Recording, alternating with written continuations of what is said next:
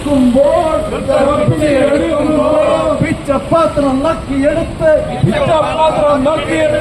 ഓടുന്നോ ഉദ്യോഗസ്ഥർ, ഓടുന്നോ ഉദ്യോഗസ്ഥർ.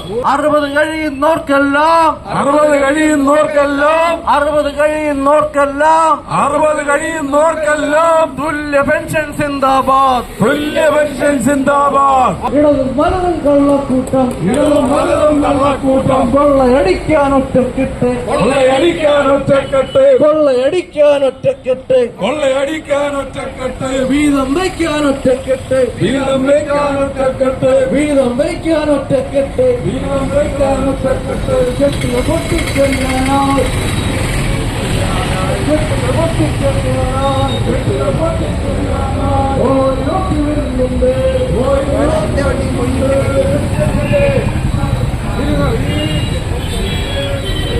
രാഹുലിന്റെ അവസാനമായിട്ടുള്ള സമ്മേളനത്തിന്റെ ഔദ്യോഗികമായി ഉദ്ഘാടനം ചെയ്യുവാൻ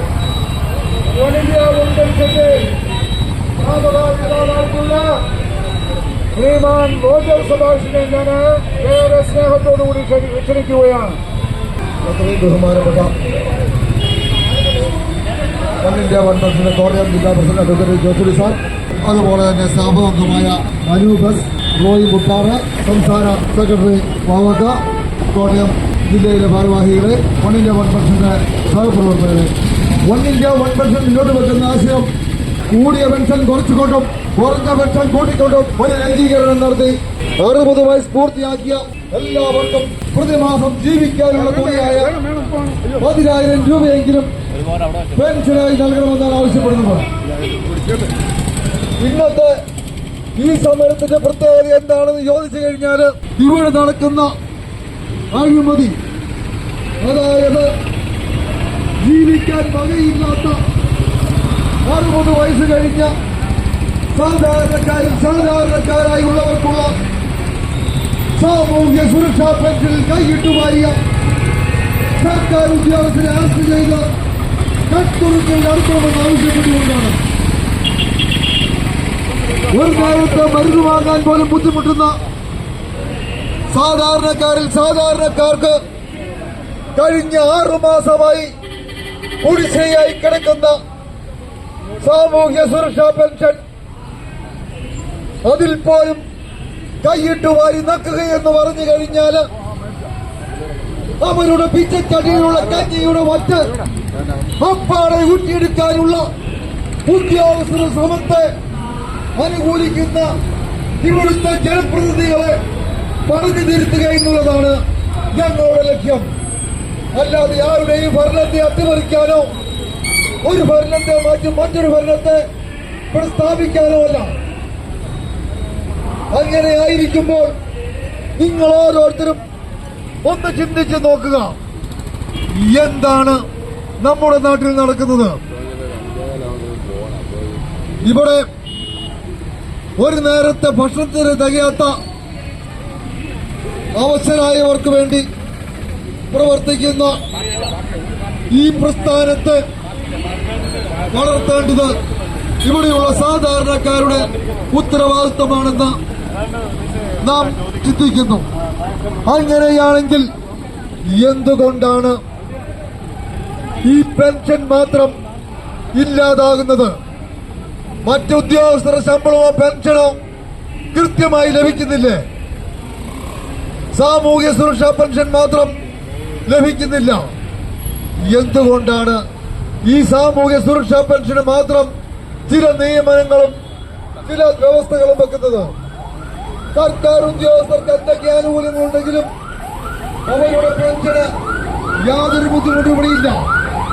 എന്നാൽ സാമൂഹ്യ സുരക്ഷാ പെൻഷൻ ലഭിക്കണമെങ്കിൽ അവന് വാഹനങ്ങൾ പാടില്ല, നല്ലൊരു വീട് പാടില്ല, അല്ലെങ്കിൽ അങ്ങനെ 100 കൂട്ടം വ്യവസ്ഥ നടക്കുന്നു. എന്നാൽ ലക്ഷങ്ങൾ കൈപ്പറ്റുന്ന ഉദ്യോഗസ്ഥർക്ക് ഒന്നിലധികം പെൻഷൻ കൈപ്പറ്റുന്നതിനും യാതൊരു ബുദ്ധിമുട്ടുമില്ലാത്ത അവസ്ഥ. അവർ ജനപ്രതിനിധിയാകാം, അതുപോലെ തന്നെ പല പെൻഷനുകൾ മേടിക്കാം. ഇവിടെ കേരളത്തിൽ പറയുന്നത് പോലെ PSC വഴിയാണ് നിയമനമെന്ന് പറയുമ്പോൾ കേരളത്തിലെ 90% PSC വഴിയല്ല എന്ന് വ്യക്തമായി നമുക്കൊക്കെ തിരിയുന്ന രീതിയിൽ വിവരാവകാശ രേഖകൾ പുറത്തു വരുന്നു. അങ്ങനെ ആയിരിക്കുമ്പോൾ പോലും എങ്ങനെയാണ് അവർക്ക് പെൻഷനുള്ള അവകാശം? ഇപ്പോൾ മറ്റൊരു കാര്യം കൂടി പുറത്തു വരികയാണ്. ഒരു ഉദ്യോഗസ്ഥൻ മരിച്ച് അവന്റെ പിന്തുടർച്ചാവകാശത്തോടുകൂടി മറ്റൊരാൾ ജോലിയിൽ കയറിയാലും ആ കുടുംബത്തിന് പെൻഷൻ ലഭിക്കുമെന്ന ഒരു തീരുമാനം കൂടി ഉണ്ടാകുന്നു. അതിനെ ഞങ്ങൾ എതിർക്കുകയാണ്. അതുപോലെ തന്നെ പാവങ്ങൾക്ക് വൈദ്യുതി ചാർജ് കുത്തനെ കൂട്ടുമ്പോൾ ഇവിടുത്തെ കർഷകരുടെ അവസ്ഥ ഒന്ന് ചിന്തിച്ചു നോക്ക്. അവന്റെ വരുമാന വർധനമെന്ന് പറയുന്നത് കേവലം 20 അല്ലെങ്കിൽ 25 ഇരട്ടി മാത്രമാണ്. ആ സമയം ഒരു ഉദ്യോഗസ്ഥന്റെ വരുമാനം എന്ന് പറയുന്നത് 200 ഇരട്ടി മുതൽ 350 ഇരട്ടി വരെയാണ്. എന്നിട്ടും പെൻഷൻ എന്ന് പറയുന്നത് കർഷകനോ മറ്റുള്ളവർക്കോ കിട്ടാക്കനിയായി മാറുകയാണ്. അസംഘടിതനാണെങ്കിൽ അവന് പെൻഷൻ എന്നുള്ളത് ഒരു കിട്ടാക്കനിയായി മാറുന്നു. എന്നാൽ സംഘടിതരെന്ന ഒറ്റ കാരണം കൊണ്ട് പിൻവാതിൽ നിയമനത്തിലൂടെ ജോലിയിൽ കയറിയ ഉദ്യോഗസ്ഥരാണെങ്കിലും അവനൊക്കെ പെൻഷൻ കൃത്യമായി എത്തുന്നൊരവസ്ഥ. എന്തഴിമതി നടത്തിയാലും ഉദ്യോഗസ്ഥരെ പിരിച്ചുവിടാൻ പാടില്ലെന്ന നിയമം. എന്താണ് ഇതിന്റെയൊക്കെ പിന്നിലെ അജണ്ടയെന്ന് നിങ്ങൾ ഓരോരുത്തരും ചിന്തിക്കുക.